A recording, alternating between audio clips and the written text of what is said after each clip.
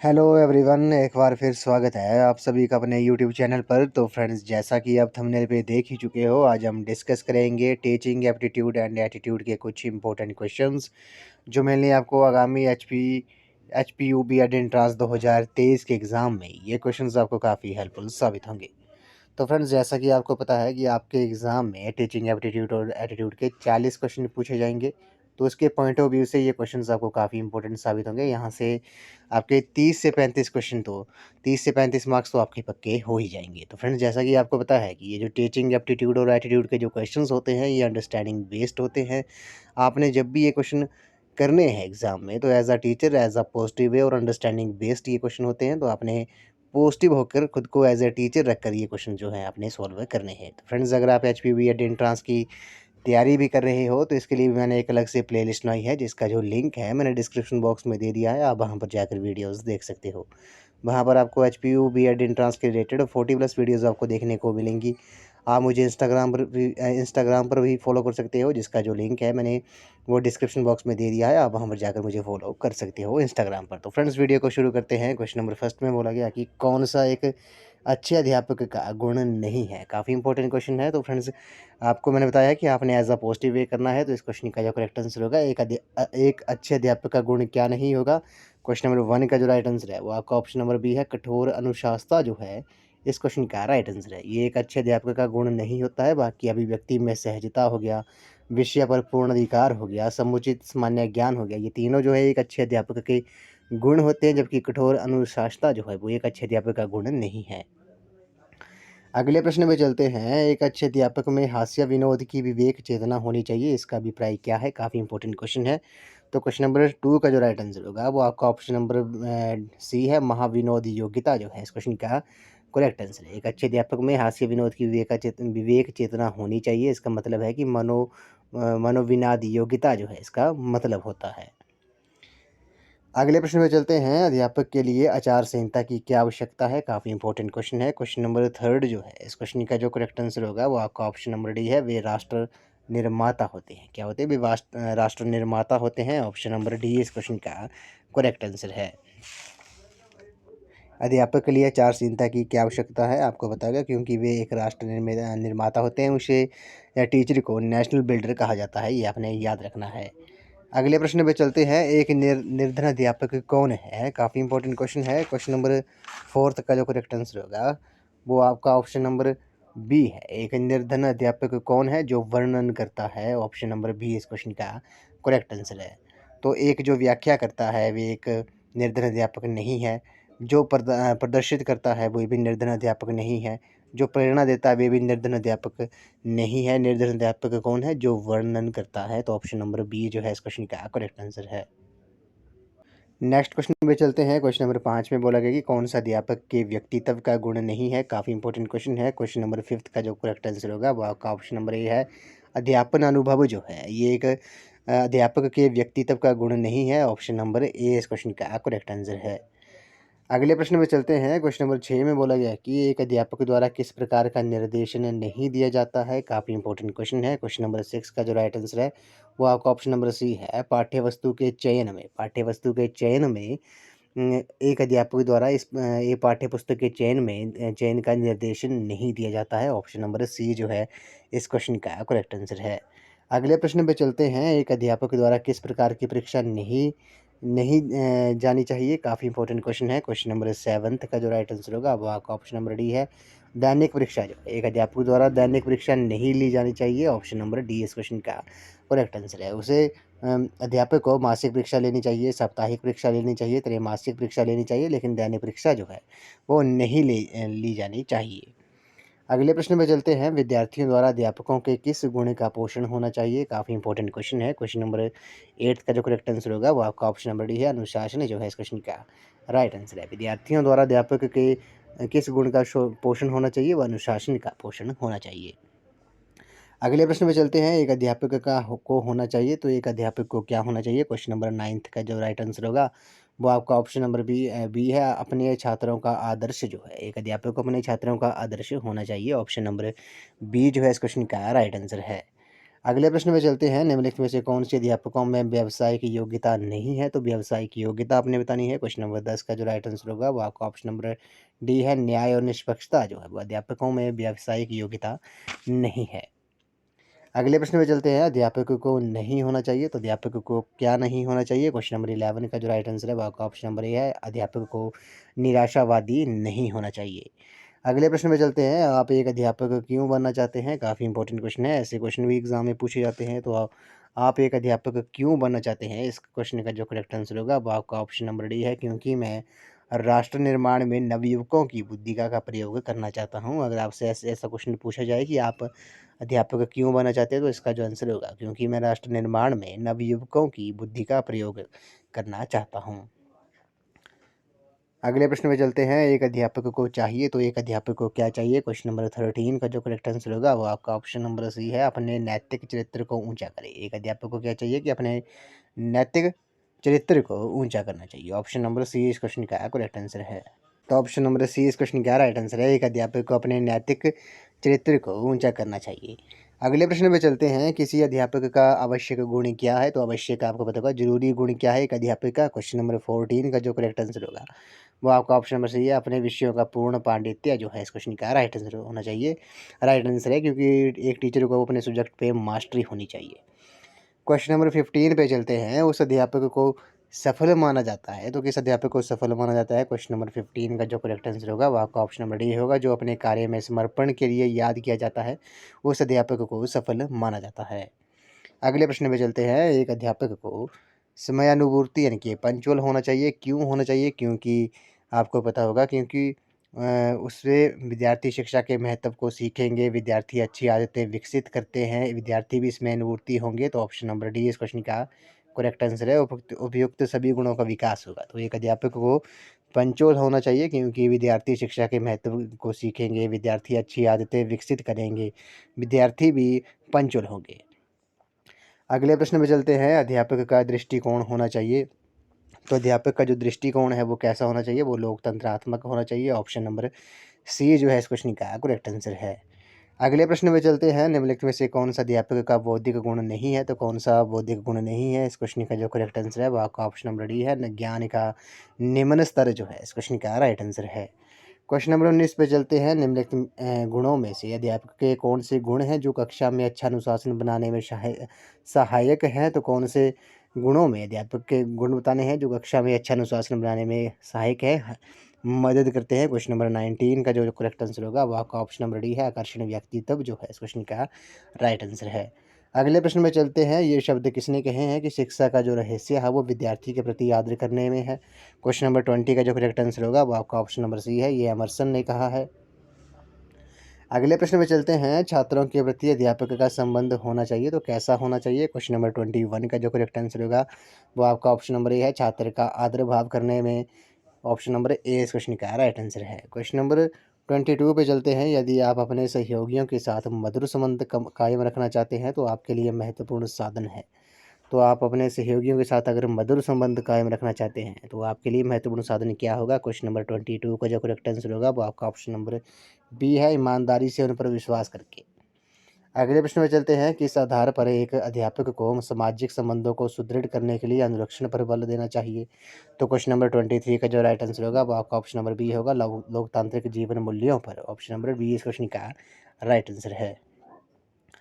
अगले प्रश्न पे चलते हैं, क्वेश्चन नंबर 24 पे चलते हैं, विद्यार्थियों की शिक्षा के लिए अभिभावकों का सहयोग क्यों जरूरी है? तो क्यों जरूरी है? क्वेश्चन नंबर 24 का जो राइट आंसर होगा वो आपका ऑप्शन नंबर डी होगा, विद्यार्थियों की भलाई हेतु शिक्षा के प्रति विचारों के आदान प्रदान करने के लिए। अगले प्रश्न में चलते हैं, अध्यापक और शिष्य के संबंध कैसे होने चाहिए? काफ़ी इंपॉर्टेंट क्वेश्चन है। क्वेश्चन नंबर 25 का जो राइट आंसर है वो आपका ऑप्शन नंबर डी है, स्नेहपूर्ण होने चाहिए। अध्यापक और शिष्य में के किस जो संबंध है वो कैसे होने चाहिए? वे स्नेहपूर्ण होने चाहिए। अगले प्रश्न में चलते हैं, गुरु और शिष्यों के संबंध अच्छे क्यों होने चाहिए? अब क्वेश्चन ये पूछ लिया कि क्यों होने चाहिए, क्योंकि आपको पता है कि क्योंकि ये शिक्षण व अधिगम में सहायता करते हैं। तो गुरु और शिष्य के संबंध अच्छे होने चाहिए, क्योंकि ये शिक्षण और अधिगम में काफ़ी हेल्पफुल साबित होते हैं, सहायता करते हैं, मदद करते हैं। अगले प्रश्न में चलते हैं। शिक्षण से पूर्व शिक्षक को अपने शिक्षार्थियों का ज्ञान स्तर जानना आवश्यक है। आप इस कथन से कहाँ तक सहमत हैं? तो फ्रेंड्स आपको पता होगा इससे हम पूर्णतः सहमत है। शिक्षण से पूर्व शिक्षक को अपने विद्यार्थियों का ज्ञान स्तर जानना जो है वो जरूरी है, इससे हम पूर्णतः सहमत हैं। अगले प्रश्न में चलते हैं। अध्यापक को कक्षा में विद्यार्थियों से प्रश्न पूछने को उत्साहित क्यों करना चाहिए? तो आपको पता होगा क्योंकि इससे विद्यार्थियों में चिंतन शक्ति के विकास में सहायता मिलती है। ऑप्शन नंबर डी जो है, सी जो है इस क्वेश्चन का राइट आंसर है। अगले प्रश्न में चलते हैं। क्वेश्चन नंबर 29 में बोला गया कि यदि कोई विद्यार्थी कक्षा में दुर्व्यवहार करता है तो तुम उससे कैसे निपटोगे? ये क्वेश्चन भी हमने कई बार डिस्कस किया है। तो इस क्वेश्चन का जो राइट आंसर होगा, उसे उसके दुराचरण की अनुभूति करवा कर। यदि अच्छा विद्यार्थी कक्षा में मिसबिहेव करता है, दुर्व्यवहार करता है, तो तुम उससे कैसे निपटोगे? तो मैंने आपको पहले ही बोला कि आपने ये क्वेश्चन खुद को एज अ टीचर रख के करने हैं, तो आप उसके दुराचरण की अनुभूति करवा कर। क्वेश्चन नंबर 30 पे चलते हैं। कक्षा में स्वस्थ वातावरण रखने की क्या आवश्यकता है? क्वेश्चन नंबर 30 का जो राइट आंसर होगा वो आपका ऑप्शन नंबर सी हो जाएगा। ऑप्शन नंबर सी जो है इस क्वेश्चन का राइट आंसर है, शिक्षण व अधिगम को प्रभावी व अच्छा बनाने के लिए। अगले प्रश्न में चलते हैं। अध्यापक विद्यार्थियों को एक अच्छे नागरिक के गुणों का शिक्षण करने के लिए क्या करना चाहिए? तो उसे क्या करना चाहिए? क्वेश्चन नंबर 31 का जो राइट आंसर है वो आपका ऑप्शन नंबर डी है। उन्हें कुछ समय के लिए मिलजुल कर काम करना चाहिए। ऑप्शन नंबर डी इस क्वेश्चन का राइट आंसर है। अगले प्रश्न में चलते हैं। निम्नलिखित में से कौन सा अध्यापक का कर्तव्य नहीं है? तो आपने बताना है कौन सा अध्यापक का कर्तव्य नहीं है। तो कार्य मूल्यांकन हो गया, संबंधों का अनुकरण हो गया, प्रयोगपेक्षण कार्य हो गया, ये तीनों जो हैं वो अध्यापक का कर्तव्य नहीं है। तो ऑप्शन नंबर डी जो है इस क्वेश्चन का राइट आंसर है।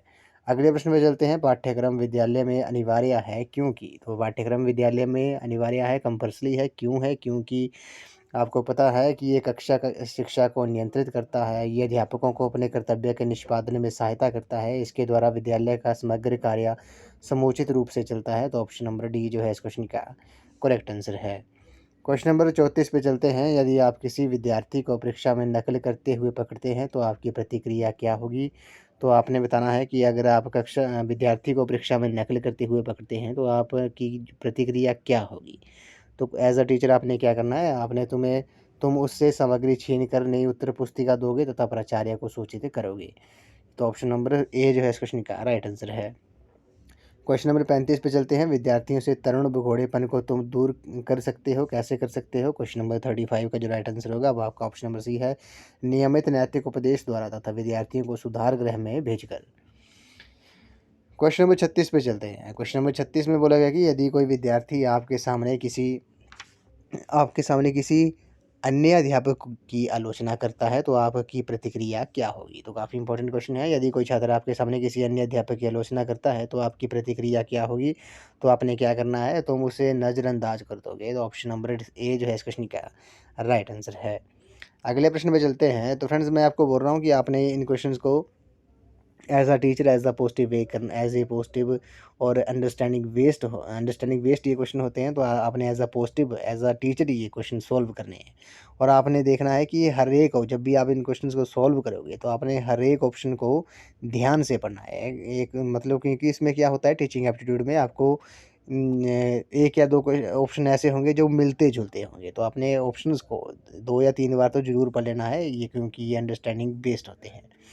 अगले प्रश्न में चलते हैं। क्वेश्चन नंबर 37 में बोला गया कि अध्यापक संगठन का कार्य होना चाहिए। तो अध्यापक संगठन का जो कार्य है वो आपका अध्यापकों की समस्याओं को सुनना ये होना चाहिए, और कार्य जो है अध्यापक संगठन का कार्य क्या होना चाहिए, वह अध्यापकों की समस्याओं को सुन सके। अगले प्रश्न में चलते हैं। भगोड़े विद्यार्थियों के प्रति अध्यापक की अभिवृत्ति कैसी होनी चाहिए? काफ़ी इंपॉर्टेंट क्वेश्चन है। क्वेश्चन नंबर 38 का जो राइट आंसर है वो आपका ऑप्शन नंबर सी है, सहानुभूतिपूर्ण जो है इस क्वेश्चन का राइट आंसर है। क्वेश्चन नंबर 39 पे चलते हैं। एक प्रभावी अध्यापक का होनी चाहिए। तो ये क्वेश्चन नंबर 39 का जो राइट आंसर है वो आपका ऑप्शन नंबर ए होगा, सॉरी ऑप्शन नंबर डी होगा। अपना जीवन दर्शन होना चाहिए, अच्छी शारीरिक व मानसिक सेहत होनी चाहिए, जीवन के प्रति आशावादी दृष्टिकोण होना चाहिए। तो ऑप्शन नंबर डी जो है इस क्वेश्चन का राइट आंसर है। अगले प्रश्न में चलते हैं। एक अध्यापक को जानकारी व ज्ञान होना चाहिए, किसका होना चाहिए? आपको पता होगा उसे अपने विद्यार्थियों का जानकारी व ज्ञान होना चाहिए, अपनी पाठ्य पुस्तक का ज्ञान व जानकारी होनी चाहिए, शिक्षण प्रक्रिया की भी होनी चाहिए, ये भी आपको पता है। तो ऑप्शन नंबर डी जो है इस क्वेश्चन का राइट आंसर है। एक अध्यापक को जानकारी व ज्ञान होना चाहिए अपने विद्यार्थियों का भी, अपनी पाठ्य पुस्तक का भी और शिक्षण प्रक्रिया का भी। तो ऑप्शन नंबर डी जो है इस क्वेश्चन का राइट आंसर है। अगले प्रश्न पे चलते हैं। इसमें बोला गया कि एक बच्चा सीखता है, तो आपको पता होगा एक बच्चा जो है वो अनुकरण से भी सीखता है, अनुभव से भी सीखता है, गलती करके व प्रयत्न द्वारा भी सीखता है। तो ऑप्शन नंबर डी जो है इस क्वेश्चन का राइट आंसर है। अगले प्रश्न पे चलते हैं। अधिगम जो है वो किस पर आधारित है, काफ़ी इंपॉर्टेंट क्वेश्चन है। तो आपको पता होगा लर्निंग जो है वो अनुभव पर आधारित है, एक उपयोगी क्रिया है, व्यवहार में परिवर्तन है। ऑप्शन नंबर डी जो है इस क्वेश्चन का राइट आंसर है। अगले प्रश्न में चलते हैं। पुस्तकें सीख देती हैं कि केवल व्यक्तित्व ही। तो पुस्तकें जो हैं वो क्या सीख देती हैं, वो देती हैं कि केवल व्यक्तित्व ही शिक्षित कर सकता है। ऑप्शन नंबर बी जो है इस क्वेश्चन का राइट आंसर है। अगले प्रश्न में चलते हैं। अधिगम व्यवहार में लाया गया परिवर्तन है, ये परिवर्तन लाया जाता है तो किसके द्वारा लाया जाता है, ये क्रियाकलापों द्वारा लाया जाता है, अनुभव द्वारा भी लाया जाता है, प्रशिक्षण द्वारा भी लाया जाता है। तो ऑप्शन नंबर डी जो है इस क्वेश्चन का राइट आंसर है। अगले प्रश्न पे चलते हैं। एक अध्यापक पढ़ाने से पूर्व बच्चों को, एक अध्यापक पढ़ाने से पूर्व बच्चों को क्या करता है, काफ़ी इंपॉर्टेंट क्वेश्चन है। क्वेश्चन नंबर 6 का जो राइट आंसर होगा वो आपका ऑप्शन नंबर बी होगा, पुस्तकों को पढ़ने को कहा जाएगा। अगले प्रश्न में चलते हैं। करत करत अभ्यास के जड़मति हो तो सुजान का अभिप्राय कि अधिगम सुगम बन जाता है यदि। तो क्वेश्चन नंबर 7 का जो राइट आंसर होगा वो आपका ऑप्शन नंबर बी है, कोई भी क्रिया बार बार दोहराई जाए। अगले प्रश्न में चलते हैं। लर्निंग अधिगम जो है वो अधिक प्रभावी बन जाता है, कब बन जाता है, आपको पता होगा। क्वेश्चन नंबर 8 का जो राइट आंसर होगा वो आपका ऑप्शन नंबर ए होगा, जब आनंद से संबंधित कोई भी क्रिया जो है वो दोहराई जाए। अगले प्रश्न में चलते हैं। छात्र कब तीव्रता से सीखते हैं, काफ़ी इंपॉर्टेंट क्वेश्चन है। तो क्वेश्चन नंबर 9 का जो राइट आंसर होगा वो आपका ऑप्शन नंबर सी है, जब वो स्वयं कार्य करके, लर्निंग बाय डूइंग जो है तो उसके द्वारा छात्र जो है वो तीव्रता से सीखता है। क्वेश्चन नंबर 10 पे चलते हैं। निम्नलिखित में से कौन सी बात फल साधक अधिगम से संबंधित नहीं है। क्वेश्चन नंबर 10 का जो राइट आंसर होगा वो आपका ऑप्शन नंबर सी है, तुम कितनी मात्रा में स्मरण रखते हो।